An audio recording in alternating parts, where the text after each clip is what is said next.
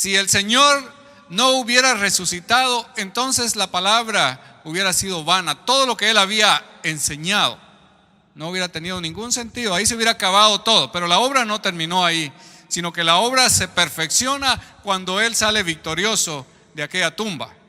Pero algo más, cuando Él asciende también al cielo, porque Él se va al cielo. Así que hoy estamos iniciando una etapa muy importante que sería lo que se llama la exaltación de Cristo. Él se humilló hasta lo máximo, se hizo un siervo. ¿A cuánto le gusta ser siervos? A nadie, ¿verdad? Hablando la verdad, a nadie le gusta ser siervo. Porque le estoy preguntando, ¿le gustaría ser esclavo? Porque es el mismo sentido en la palabra de Dios. Lo que se llama el doulos, el esclavo, el siervo. A nadie le gusta eso. Y eso es que somos humanos. Y eso es que estamos llenos de errores. Y eso es que tenemos tantas limitaciones. Pero aún así no nos gusta ese papel. Pero el Señor se hizo siervo, se humilló. Y el grado máximo de su humillación fue precisamente cuando Él llegó a la cruz y cuando Él murió por nosotros, tomó nuestro lugar. Por eso se llama nuestro vicario, o sea, nuestro sustituto, porque Él ahí fue clavado, ahí donde nosotros teníamos que morir, Él murió por nosotros. Cuán agradecidos somos con el Señor por eso. Cuánto le amamos, cuánto le adoramos, cuánto le buscamos, cuánto ahora le servimos, porque Él es nuestro Señor. Esto es muy importante. Él vive y está sentado a la diestra del Padre y nos está viendo ahora mismo. No solo a nosotros, sino al mundo entero. Él está dominando sobre todos y Él está exaltado a la diestra del Padre. Y además hay una palabra bonita donde dice, y Él está intercediendo por nosotros. Usted le ha dicho a veces a su hermano o a su hermana, por favor, ore por mí. Pero tenemos la noticia más importante, que el Señor mismo está rogando por nosotros, como lo hizo cuando Él estaba todavía con sus discípulos y pidió por ellos. Ese es el amor de nuestro Señor Jesucristo. Él dice, yo soy el que vive, estuve muerto pero ahora vivo para siempre y tengo en mi poder las llaves de la muerte y del abismo. ¿Quién más podía decir semejantes palabras? A veces no tiene la llave ni de su casa, pero Él tiene las llaves del abismo, imagínense. O sea, del lugar mismo donde pueden ir los que van a la condenación, porque no porque Él los quiera condenar, sino porque ellos voluntariamente se lo buscan. De hecho, hay mucha gente que se lo está buscando. Y nosotros tenemos que avisarles, tú estás buscando la condenación, pero hay salvación para ti. Entonces nadie más podía decir estas palabras. Jesús, cuando estaba con sus discípulos, les dijo, miren, a mí nadie me quita mi vida. Qué dominio, qué poder del Señor cuando dice, a mí nadie me quita la vida, yo la pongo voluntariamente y la vuelvo a tomar. Ojalá uno pudiera decir eso también. Yo me muero mañana y resucito pasado. Pero nos viene el dolor, nos viene la tristeza, la nostalgia, porque sabemos que nos morimos. Y la gente hasta dice, y se acabó todo, ya no hay esperanza, es el último adiós. Pero para el Señor no es lo mismo. Él dijo, doy mi vida, la tomo, y así lo hizo. Algunos dicen, pero en otra parte dice que el Padre le resucitó. En otra dice que por el Espíritu se levantó. No importa, es Dios mismo. Es Dios mismo, es el Señor. Pero Él dice, y también ustedes van a resucitar, porque yo he resucitado y solamente soy las primicias, pero ustedes van a resucitar. Hoy estaba viendo un video de mi padre donde él me está saludando y está saludando a mi familia. Y lo veo ahí, digo, pero mi padre ya no está. Pero lo estoy viendo ahí en ese video. Cómo es la vida, ¿verdad? Cómo cambia. Hoy estamos nosotros, pero mañana no estaremos. Van a estar nuestros hijos o nuestros nietos, y ellos solamente se van a recordar de nosotros. Pero como el Señor ha resucitado, no hay problema. El problema está resuelto, y esa es la gran noticia. ¿Cuánto le dan gloria a Dios por eso? Ahora, la iglesia debe de vivir al máximo la resurrección de Cristo. Debe de vivir, como dice, en novedad de vida. Esta iglesia tendría que estar saltando de alegría. Porque si saltamos de alegría a veces por cosas que no son tan importantes, ¿cómo no saltar de alegría porque hay vida? porque la muerte ya fue vencida por el Señor. Él venció la muerte, Él venció a Satanás, Él venció el pecado, y en Él somos vencedores.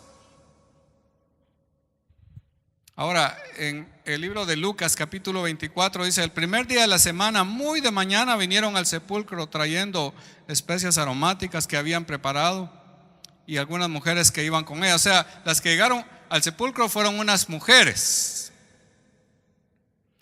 y hallaron removida la piedra del sepulcro. En otro evangelio dice: e iban pensando, ¿quién nos va a remover esa piedra de peso más de 1 tonelada? Porque era una tremenda piedra, según lo han investigado.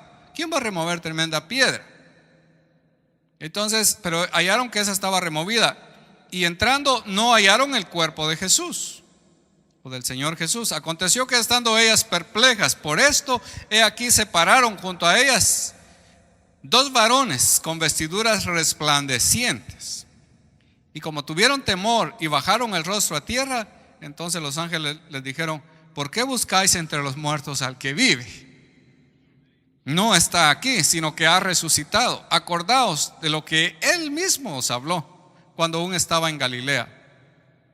Y diciendo esto, es necesario que el Hijo del Hombre sea entregado en manos de hombres pecadores y sea glorificado y resucite al tercer día. Entonces se acordaron de las palabras y volvieron del sepulcro, dieron nuevas de todas estas cosas a los 11 y a todos los demás. ¿Quiénes eran? Era María Magdalena y Juana y María, madre de Jacobo, y las demás con ellas. O sea, habían varias mujeres quienes dijeron estas cosas a los apóstoles, mas a ellos les parecía locura las palabras de ellas, y no creían. Pero levantándose Pedro, corrió al sepulcro, y cuando miró dentro, vio los lienzos, y entonces los lienzos solos, y se fue a su casa maravillándose de lo que había sucedido. El primer día de la semana. A veces a uno le preguntan, algunos por ahí que creen en otro día todavía, que se han quedado con el sábado, según la ley judía. Dicen: bueno, ¿por qué ustedes adoran en domingo cuando es el sábado que hay que guardar? ¿Qué significaba el sábado? Reposo. ¿Quién es nuestro reposo? El Señor Jesús, según lo dice el libro de Hebreos. Ahí se cumplió. Él es el Señor del sábado. Él resucitó el primer día de la semana, que es el domingo. Así que nos queda claro a todos ¿cuál es el primer día de la semana? ¿Y qué pensábamos nosotros? Que era el último de la semana, ¿verdad? Un poco a lo sabático. Pero entonces ahí está el día de la victoria, del triunfo, porque Él resucitó ese día. Por eso ese día tiene tanta importancia. Empieza, como dijimos, la exaltación. Ahora, ellas no iban con esperanza de encontrar el cuerpo de Jesús con vida, ¿verdad? Es claro que no. Ellas iban a visitar a uno que se había muerto. Sin duda iban en murmullo por las calles, porque había mucho miedo todavía. Me imagino que muy temprano, ahí casi oscuro, estaban caminando por las calles murmurando el grupito de mujeres, un grupo de mujeres hasta cierto punto indefensas, porque eso eran, las mujeres no tenían muchos privilegios ahí, pero ellas amaban al Señor y habían estado con Él y habían servido, dice la palabra. Entonces era justo irle a dar el último adiós a su maestro, porque no lo habían logrado en ese momento, porque ahí lo crucificaron, y los que estaban ahí eran hombres malos que lo estaban clavando en la cruz. Aunque ellas estaban mirando de lejos, no podían hacer mayor cosa, pero como le amaban, le querían muchísimo, entonces querían despedir, aunque sea un cuerpo muerto. Ellas vieron cuando el cuerpo de Jesús fue horadado, vieron cuando el cuerpo estaba ahí clavado, le pusieron los clavos y la sangre corría por sus pies y por sus manos, por su cuerpo. Vieron todo lo que pasó ahí con su Señor, y ellas dijeron: ese cuerpo del Señor fue lastimado, sufrió tanto, y tenemos que darle un buen trato aunque ya no esté vivo. Buscaban a Jesús para ungirle, como se ungía a los muertos.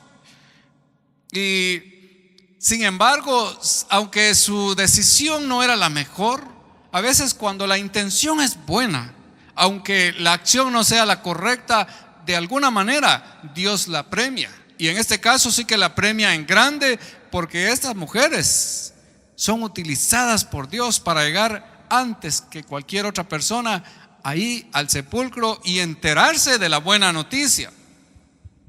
Son las primeras en llevar el evangelio a otras personas. Las mujeres han tenido grandes privilegios en el reino de Dios. Por eso a mí me encantan las mujeres que son diligentes en la fe, que son buenas siervas, que son humildes, que son consagradas al Señor, porque Dios las ha utilizado en la historia. Fíjense que el instrumento que Dios utilizó para traer a su hijo al mundo fue una mujer precisamente. Y las mujeres les servían. Oficialmente no podían ser discípulas, pero sí lo eran en la práctica.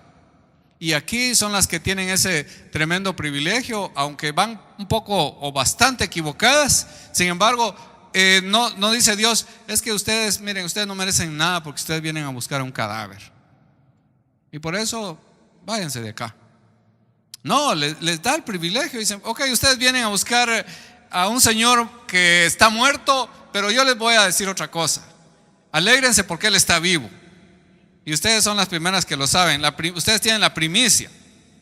Entonces, la sorpresa que ellas se llevan es que la gran piedra que estaba ahí había sido removida. Ahora, ¿para qué se removió la piedra? La idea común, ¿sabe? La idea común de la gente es que la piedra fue removida para que Jesús saliera del sepulcro. Pero no, la piedra no fue removida para eso. Fue removida para que los que fueran a ver se dieran cuenta que Él ya no estaba ahí. Porque su cuerpo así resucitado, como lo sabemos, podía pasar ahí las paredes sin abrir las puertas. De hecho, así pasó cuando Él se manifestó. Así que la razón fue para que la gente se enterara. Fueron ellas, fueron otros a ver esa tumba vacía. Y esa es la gran lección que nos da el Señor y la oportunidad también. Eso increíblemente es lo que ha tenido que ver con la ciencia, que se ha dedicado a investigar si eso fue cierto o no. Fue entonces una oportunidad para que el mundo entero viera la tumba vacía. Ahora usted dirá, pero el mundo entero no fue a ver la tumba vacía. Pero los que fueron, que por cierto fueron varios y que sabían exactamente dónde estaba la tumba, ellos han corrido esa buena noticia, con lo cual se convierte en un hecho histórico. Algunos se meten a cuestionar estas cosas. Hay gente así. Yo creo que los que estamos acá somos un grupo de gente sencilla, humilde, pero con fe, y que lo creemos y que no necesitamos más explicaciones, ¿verdad? El cuerpo no estaba ahí, pero sí los lienzos estaban ahí bien puestecitos ahí, ¿verdad? Con los que lo habían atado a Él, esos estaban todavía ahí, porque también son un testimonio. Algunos dicen, han inventado que el cuerpo del Señor Jesús se lo robaron. Pues sin duda se les olvidaron los lienzos, porque esos sí estaban ahí todavía. Pero ese es un cuento que se inventaron desde el primer momento. Ahí está la prueba más grande. Si usted quiere una prueba de la resurrección, por si hay algún agnóstico por acá, si hay alguna persona que todavía no cree, que está buscando pruebas, sencillamente le decimos, la tumba vacía ha sido la prueba más convincente de que nuestro Señor resucitó. Ahí aparecen unos ángeles. Mire los ángeles que aparecen. ¿Y por qué aparecen los ángeles? Desde el cielo tienen que ser enviados unos seres celestiales para hablar en el idioma de los humanos, para hablarle a unas mujeres que se quedan desconcertadas y para aclararles a ellas también y para decirles una cosa muy importante. Entonces dice que ahí llegaron los ángeles y les hicieron una pregunta. Esos ángeles estaban con unas vestiduras resplandecientes. Si se aparece un ángel, yo no sé, a nadie de nosotros se le ha aparecido un ángel.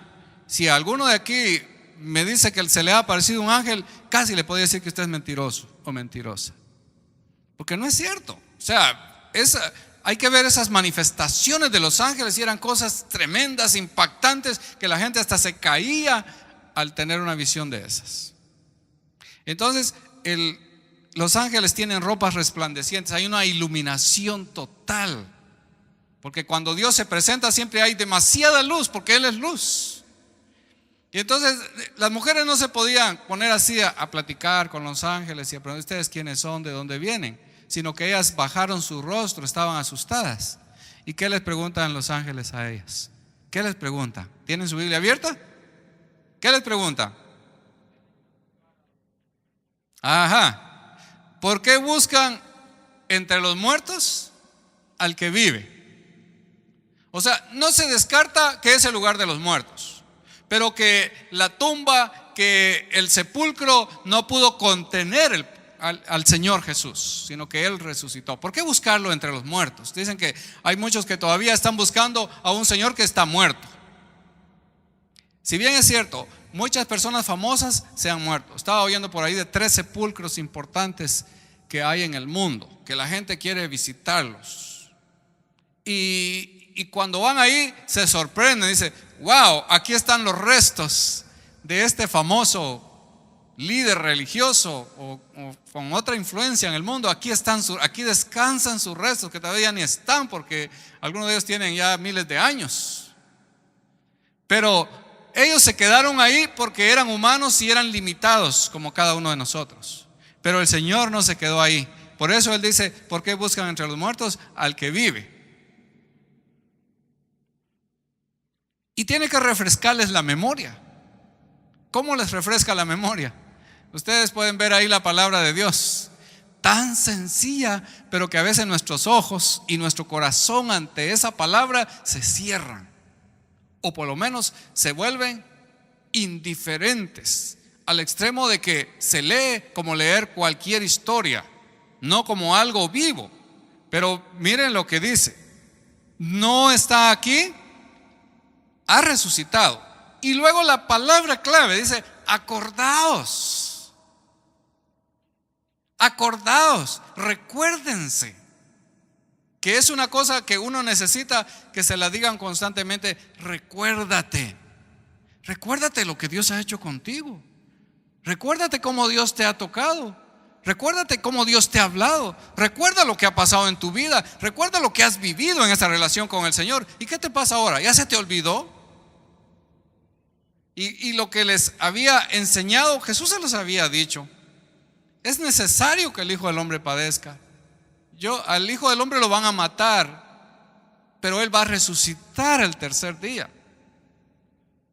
¿Cómo lo escuchaban en ese momento? Solamente dice la Biblia, se ponían tristes. Cuando oían esa palabra se ponían tristes, porque le amaban mucho y se entristecían.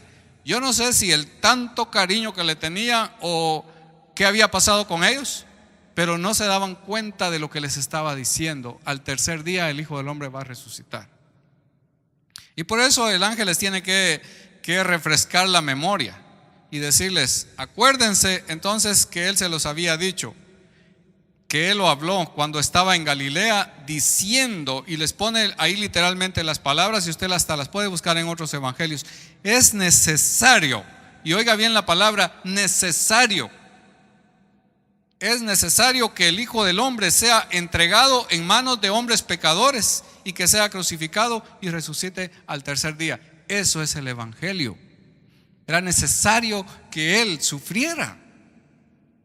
Más bien era necesario que nosotros pagáramos por nuestros pecados. Pero si Dios estaba poniendo el plan de salvación, lo puso en su propio Hijo para que Él muriera por nosotros y Él tomara nuestro lugar. ¿Merecíamos nosotros eso? Por supuesto que no. Pero era necesario que eso pasara. Y entonces dice, en el verso 8, ellas se acordaron. Él les recordó y ellas se acordaron. Sí, que pues ¿qué nos estaba pasando a nosotros? Si es que Él lo había dicho, lo había prometido, pero ¿qué pasó? ¿Por qué no le creímos? ¿En qué momento caímos en ese letargo? ¿En qué momento nos falló a nosotros la memoria? Porque sí es cierto, Él lo dijo. Pero ¿qué hacemos nosotros con estas cosas aquí, buscando el cuerpo del Señor sin vida? ¿Cómo es posible que nos haya pasado semejante cosa? Porque Él nos dijo, porque primeramente os he enseñado, dice la palabra, lo que asimismo recibí, que Cristo murió por nuestros pecados conforme a las Escrituras, lo que Él había dicho, conforme a las Escrituras. Y es una palabra que no hay que olvidar, que todo sucede conforme a las Escrituras. Entonces uno tiene que tener el mensaje completo de las Escrituras. Si uno se queda solo con una parte, entonces algo está fallando. Pero es importante que entendamos que esto es conforme a las Escrituras, de acuerdo a lo que había sido dicho.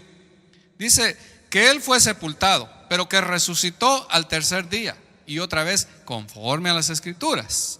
También dice la palabra en otro texto, acuérdate, y otra vez la palabra acuérdate. Acuérdate de Jesucristo, del linaje de David, resucitado de los muertos, conforme a mi evangelio.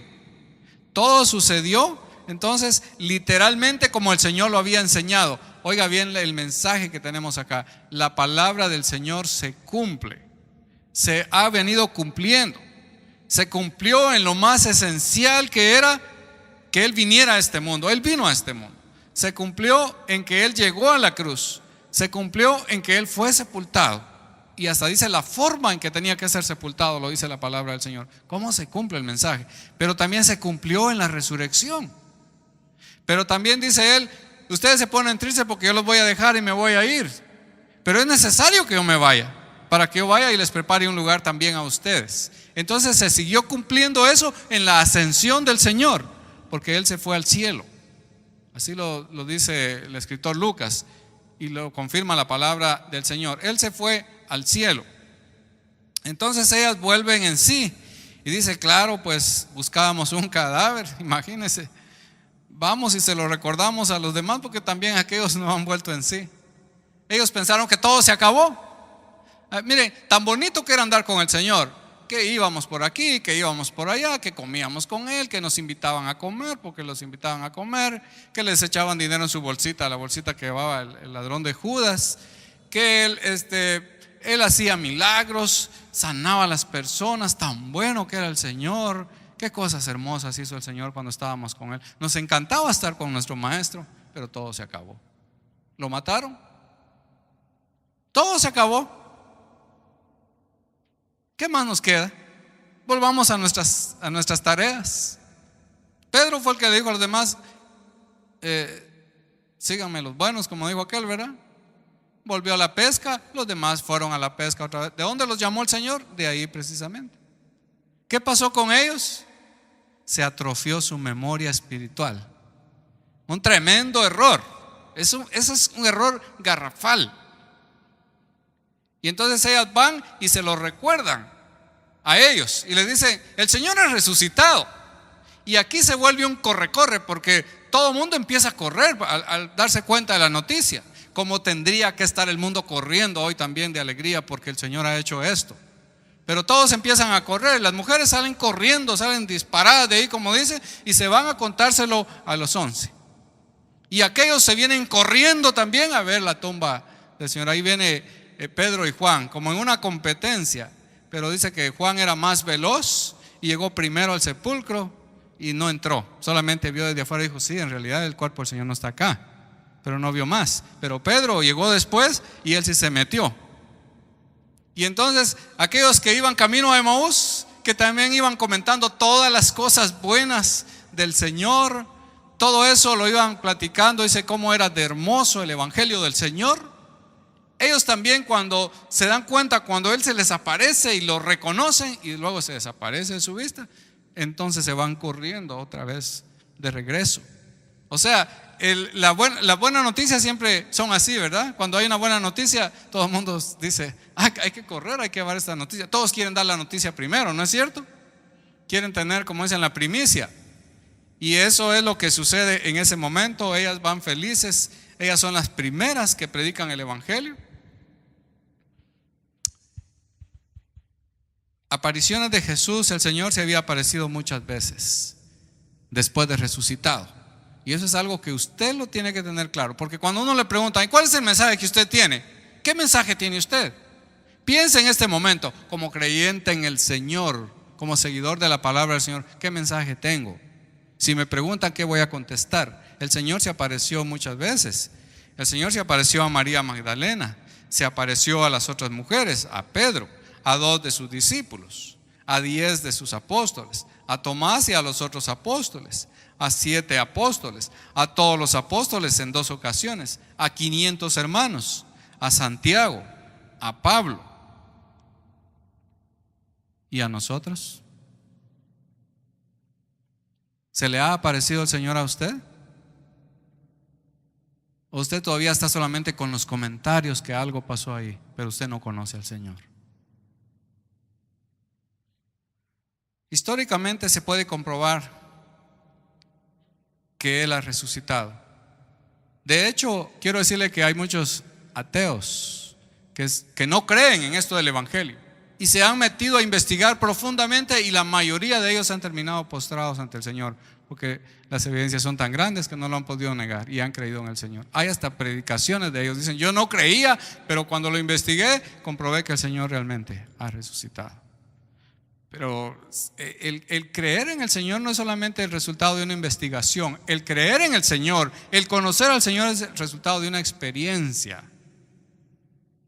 Cada persona necesita esa experiencia con el Señor.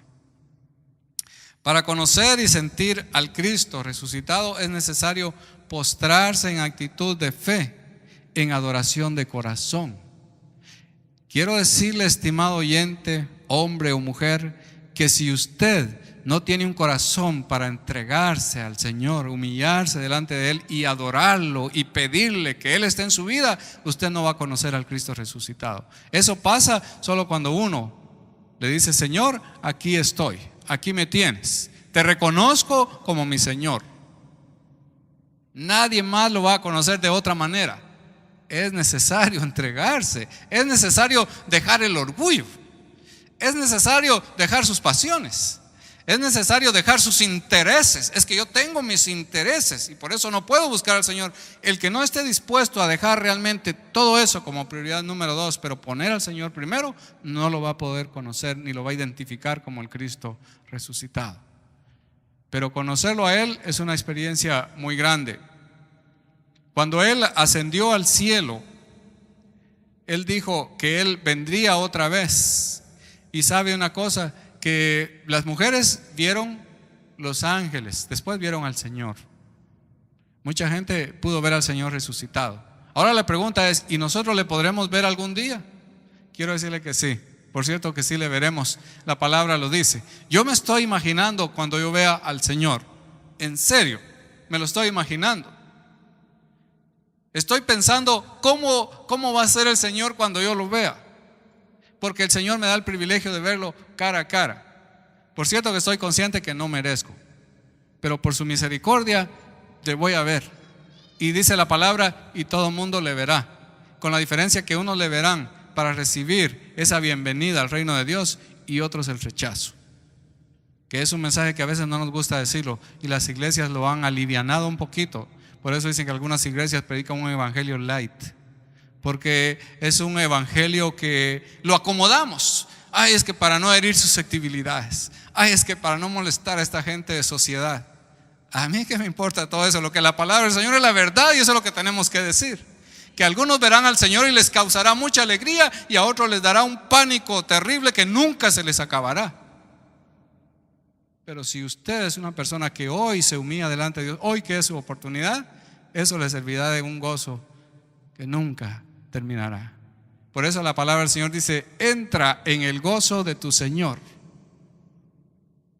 Ahora les recuerdo algo, para que lo tomen muy en serio, porque si las cosas que Él había anunciado, como dijimos, conforme a las Escrituras, se han cumplido, la venida del Señor también se va a cumplir. No, dicen algunos que ¿qué días dicen que el Señor ya viene? El Señor no viene. Pues qué bueno que no ha venido, si no usted se hubiera perdido. Porque Él está dando oportunidad. Él no es que retarde su venida, sino que Él da la oportunidad para que la gente crea y se arrepienta. Porque una vez que Él venga, sí, no, ahí ya no hay nada, ahí ya no hay esperanza. Ese es el plan de Dios. Así está manifestándose el Dios dentro de la historia humana. Yo soy el que vive. estuve muerto, pero ahora vivo para siempre y tengo el poder. Y tengo en mi poder las llaves de la muerte y del abismo. Esta es nuestra gran esperanza, porque Él nos ha abierto directamente la puerta a la presencia de Dios. ¿Usted lo cree? Y si no lo cree mucho, no se preocupe, que somos humanos y que a veces hay cosas que hacen que desmaye nuestra fe. ¿Sabe qué cosa puede hacer que desmaye la fe? Que uno no ore mucho. Porque ¿cómo voy a conocer al Señor si no estoy hablando con Él? Que uno no lea mucho su palabra, porque ¿dónde me habla el Señor? En su palabra precisamente. ¿Cómo es que a veces no le conozco tanto? Porque abro mi boca para cantar, pero no sé ni a quién estoy cantando. No estoy consciente que le estoy cantando a este Señor que ha resucitado. Le invitamos entonces a que entregue su cuerpo, su voluntad, su mente, todo su ser, entréguelo, dobléguelo delante de Dios, porque la palabra dice que ahora se doblará toda rodilla de los que están en el cielo, en la tierra y aún debajo de la tierra, y nosotros quiénes somos para no humillarnos delante de Dios.